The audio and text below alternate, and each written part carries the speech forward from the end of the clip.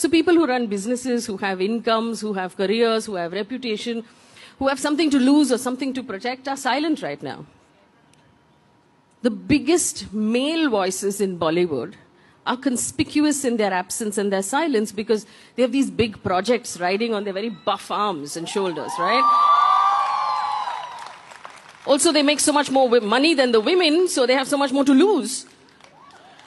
Corporate India is so afraid to tick off the government, they're worried their files might not move through North Block, and they will be punished into not making as much money as they're used to, so they're completely silent. So our streets right now are littered with human rights violations, with attempts to change the fabric of this secular country. Our streets right now are full of crime. And the people who have access to education and information and communication and platforms have covered those streets with a blanket of silence. When they came for Kashmir, there was silence. They came for Assam, there was silence. They came for Jamia, there was silence. They came for Uttar Pradesh, there was silence. They came for JNU, there was silence. Too much to protect, right? Too much to lose.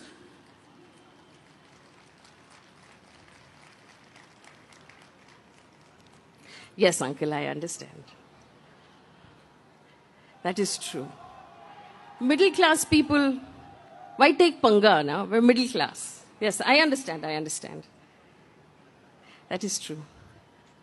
So what about those people who are standing up right now? Kannan Gopinath, Kanhaiya Kumar, Varun Grover, Swara Bhaskar, Zishan Ayub, Deepika Padukone, Farhan Akhtar, Sandhya Mridul, Shah Faisal, who's still in custody, Shaila Rashid, don't these people have families to protect? Don't they have careers? Don't they have income? Do they have nothing to lose? Lakhs and lakhs of students in universities across the country, what do they have to lose? They have everything to lose. They have our identity to lose. Our identity as a secular democratic republic. Our Mile Sur Mera Tumhara identity, they have that to lose.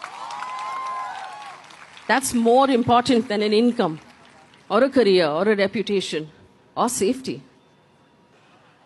I know if you forward something, it becomes permanent. They're reading everything, they're tracking everybody.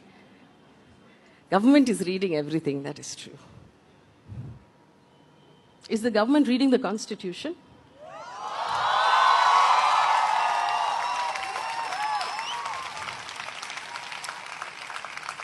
Are you reading the Constitution, uncle?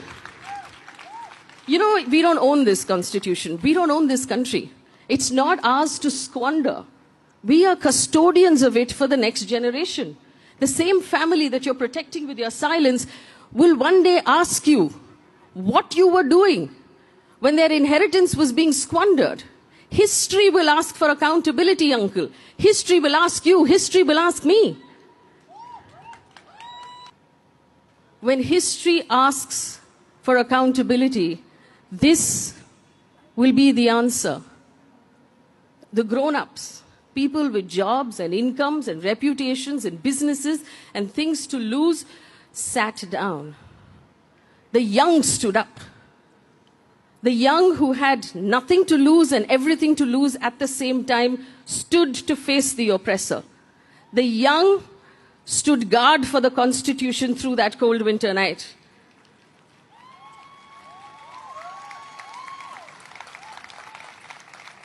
The young kept us safe. The young made sure that we have a country to hand over to the next generation. The young stood and fought. Uncle was with us in spirit. Thank you.